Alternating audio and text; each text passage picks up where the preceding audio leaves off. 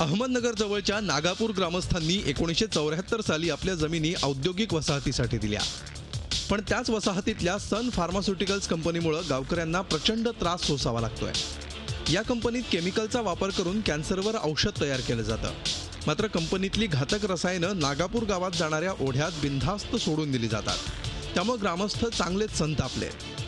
शासनाने याला कशी परमिशन दिली आणि हा प्लांट केमिकलचा असून सुद्धा गावालगत याला बांधण्याची कशी परवानगी दिली? कारण असे प्लांट शक्यतो गावाबाहेरच बांधल्या जातात। ह्या प्लांटमधून रात्री अपरात्री म्हणजे केमिकलचं पाणी सोडलं जातं। त्याच्यानंतर ह्या केमिकलच्या पाण्यामुळे लोकांचे शेतमाल जळतो। जनावरं पाणी पिले तर ते जनावर मरतं। या संदर्भात प्रदूषण नियंत्रण महामंडळाकडे वारंवार तक्रारी करूनही कुठली कारवाई होत नाहीये। तर दुसरीकडे कंपनीच्या अधिकाऱ्यांना विचारले असता त्यांनी बोलण्यास साफ नकार दिलाय। अशा परिस्थितीला कंटाळून आता ग्रामस्थांनी थेट आंदोलनाचा पवित्रा घेतलाय।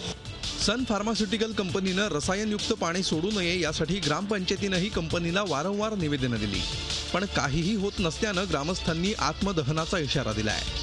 प्रशासनाची भूमिका जर असेल की भोपाळची दुर्घटनेसारखा या ठिकाणी एखादी घटना व्हावी आणि मोठी मनुष्यहानी व्हावी, अशी जर प्रशासनाची आणि कंपनीची जर भूमिका असेल तर त्याला या ठिकाणी नागरिक चोख पद्धतीने उत्तर देतील। फॅक्टरीमधून जे बाहेर सोडलेलं पाणी असेल त्यांचं पाण्याबरोबरच त्याचं वायू प्रदूषण सुद्धा मोठ्या प्रमाणामध्ये होतं। हा वास जो आहे 1 किलोमीटर 1.5 किलोमीटर परिसरामध्ये त्याचा दुर्गंधी पसरते आणि त्या दुर्गंधीचा त्रास लहान मुलांना श्वास घेताना होतो।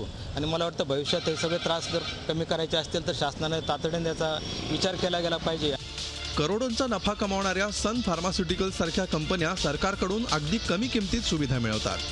पर्यावरण रक्षणाचं आणि प्रदूषण नियंत्रणाचे उपाय त्यांनी योजावेत अशी माफक अपेक्षा असते।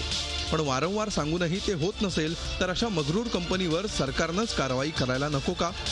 निखिल चौकर, झी मीडिया, अहमदनगर। झी 24 तास रहा एक पाऊल पुढे।